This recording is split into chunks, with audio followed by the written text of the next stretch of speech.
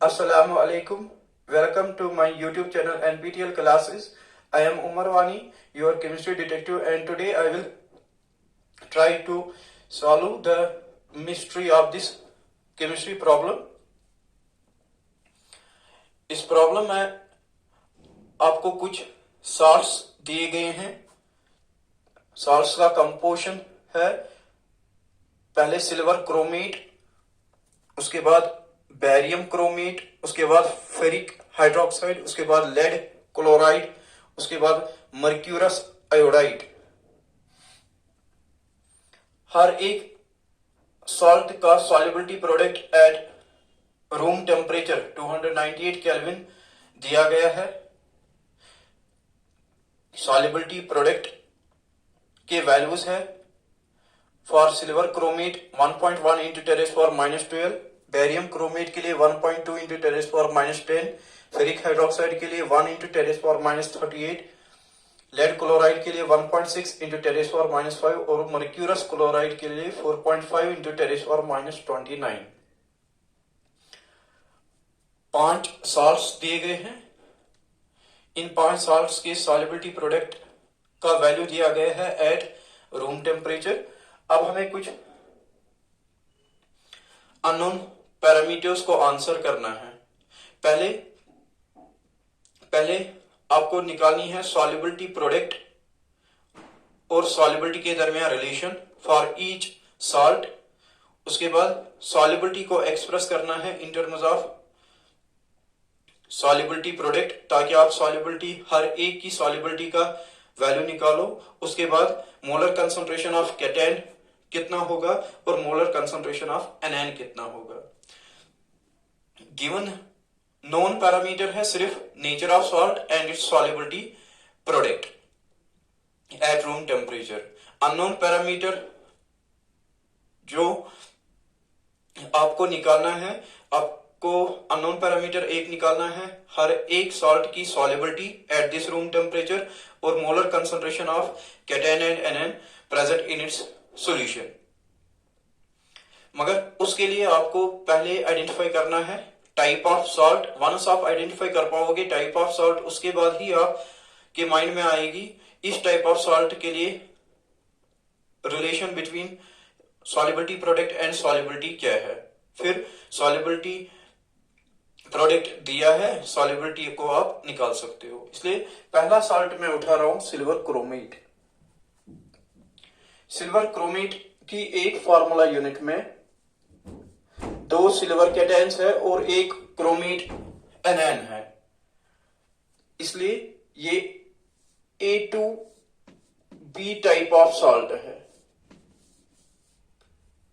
और इसकी solubility product अगर आप एक्सप्रेस करोगे इन टर्म्स ऑफ सॉल्युबिलिटी, या इसकी सॉल्युबिलिटी प्रोडक्ट और सॉल्युबिलिटी के दरमियान रिलेशन होगा 4s³ और सॉल्युबिलिटी किसके बराबर आएगी, cube root of solubility product divided by 4।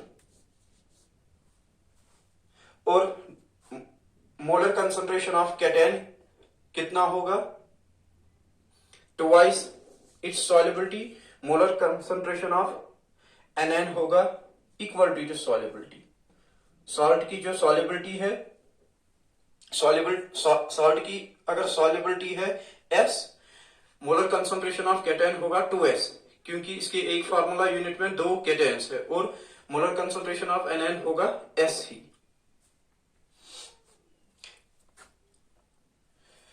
So here आपको मैथमेटिकल पार्ट सॉल्व करना पड़ेगा।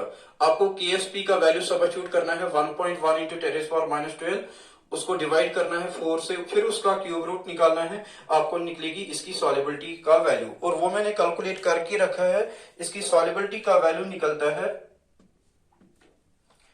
0.65 इंटू 10⁻⁻⁴।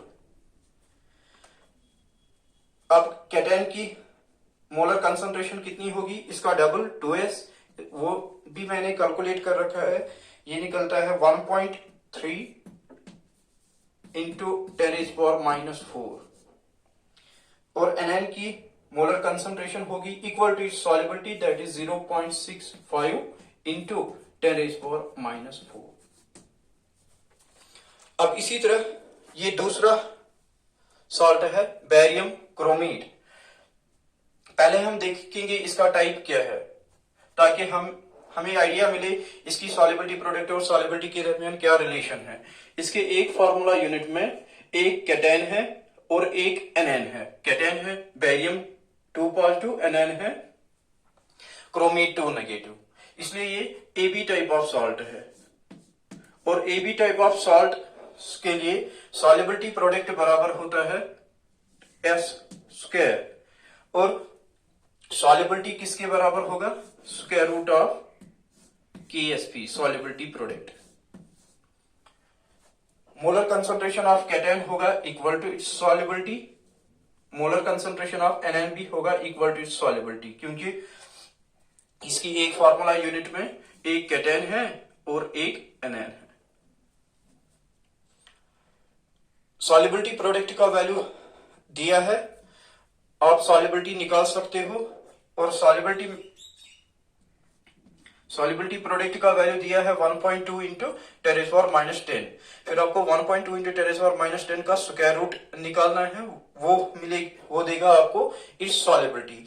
मैंने इसको कैलकुलेट करके रखा है और ये आता है 1.1 इंटू 10⁻⁻5। इसी तरह कैटायन की मोलर कंसंट्रेशन भी होगी 1.1 इंटू 10⁻⁻5, एनएन की भी होगी 1.1 इंटू 10⁻⁻5। कैटायन और एनएन की molar concentration for such type of salts वही होती है जो सॉल्ट की सॉल्युबिलिटी है। अब ये थर्ड सॉल्ट है फेरिक हाइड्रोक्साइड। इसके एक फार्मूला यूनिट में एक आयरन है, 3 हाइड्रोक्साइड है, इसलिए ये AB3 टाइप ऑफ सॉल्ट है। और AB3 टाइप ऑफ सॉल्ट्स में सॉल्युबिलिटी प्रोडक्ट और सॉल्युबिलिटी के दरमियान रिलेशन होती है। Solubility product is equal to 27 times solubility raise power 4, 27 S⁻⁴। इसके सॉल्युबिलिटी प्रोडक्ट का वैल्यू होता है, आपको राइट करना है इस तरह KSP इज इक्वल 27 S⁻⁴। और सॉल्युबिलिटी निकालने के लिए ये फॉर्मूला आप यूज करोगे। सॉल्युबिलिटी बराबर होगा KSP डिवाइडेड बाई 27 का 4th रूट। सॉल्युबिलिटी प्रोडक्ट का वैल्यू दिया है 1 इंटू 10⁻38, डिवाइड करना है 27, फिर उसका 4th रूट निकालना है। कैलकुलेट मैंने करके रखा है आपके लिए, ये मिलता है 1.39 इंटू 10⁻⁻10। अब इसके कैटायन की सॉल्युबिलिटी होगी S, एनएन की सॉल्युबिलिटी होगी 3S। S कैटायन की सॉल्युबिलिटी वही होगी जो सॉल्ट की सॉल्युबिलिटी है, that will be equal to 1.39 into 10⁻⁻10 और इसकी 3S होगी, इसको मल्टीप्लाई करना है 3 से, मैंने कैलकुलेट करके रखा है, ये आता है 4.17 इंटू 10⁻⁻10। अब ये लेड क्लोराइड है। लेड क्लोराइड की एक फार्मूला यूनिट में एक लेड है, 2 क्लोराइड है, इसलिए ये AB2 टाइप है। और AB2 टाइप ऑफ सॉल्ट्स के लिए सॉल्युबिलिटी प्रोडक्ट बराबर होता है 4S³। सॉल्युबिलिटी निकालने के लिए आपको क्या करना पड़ेगा? आपको क्यूब रूट निकालना है सॉल्युबिलिटी प्रोडक्ट डिवाइडेड बाई 4 का। सॉल्युबिलिटी प्रोडक्ट का वैल्यू दिया है 1.6 इंटू 10⁻⁻5, इसको 4 से डिवाइड करना है, फिर क्यूब रूट निकालना है। इसका वैल्यू मैंने कैलकुलेट करके रखा है, इट कम्स इक्वल 1.59 इंटू 10⁻⁻2। अब कैटायन की मोलर कंसंट्रेशन वही होगी जो इसकी सॉल्युबिलिटी है सॉल्ट की, that will be equal 1.59 into 10⁻⁻2। और एनएन की सॉल्युबिलिटी होगी 2S। सॉल्युबिलिटी ऑलरेडी निकाला, उसका डबल लेना है, मैंने कैलकुलेट करके रखा है 3.18 इंटू 10⁻⁻²। अब लास्ट टाइप है मर्क्यूरस क्लोराइड। मर्क्यूरस क्लोराइड में जब आप आयोनाइजेशन करोगे तो Hg2⁻²+ आएगा और 2 आयोडाइड आयन आएंगे। इसलिए मर्क्यूरस आयोडाइड की जब आप आयोनाइजेशन करोगे ना, ये आयोनाइजेशन के बाद इसका एक फार्मूला यूनिट देता है, एक Hg2 कैटन और 2 आयोडाइड आयन, इसलिए ये भी Ab2 टाइप ऑफ सॉल्ट है। लगता है ये A2B2 टाइप ऑफ सॉल्ट है, बट आयोनाइजेशन के बाद ये 2 मर्क्यूरस आयन नहीं देता है, ये एक Hg2+2 कैटन देता है और 2 आयोडाइड आयन, इसलिए Ab2 टाइप ऑफ सॉल्ट।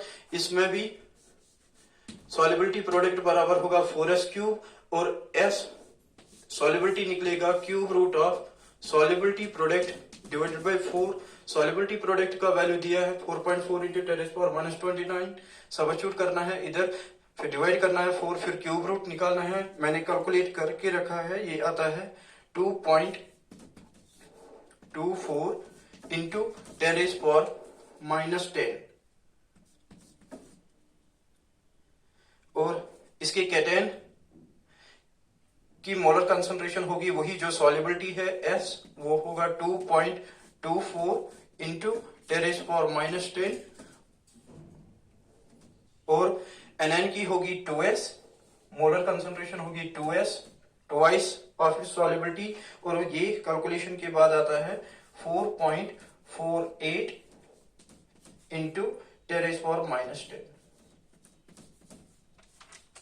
सो अगर आपके एग्जाम में इस टाइप की प्रॉब्लम आएगी कि आपको सॉल्ट दिया गया है और इसका solubility product at any temperature दिया है, पहले आपको आइडेंटिफाई करना है टाइप ऑफ सॉल्ट, क्या ये AB है, AB2 है, A2B है या AB3 है, या किस टाइप ऑफ सॉल्ट को बिलोंग करता है।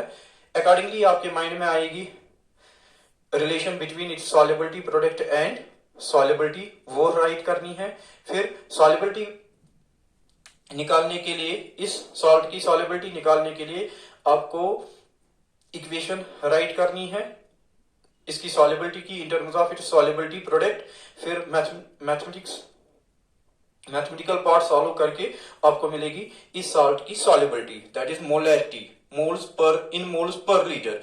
उसके बाद आप बता पाओगे कि कैटन की कितनी डिसॉल्व्ड मोलर कंसंट्रेशन होगी सॉल्यूशन में और एनएन की कितनी डिसॉल्व्ड मोलर कंसंट्रेशन होगी सॉल्यूशन में।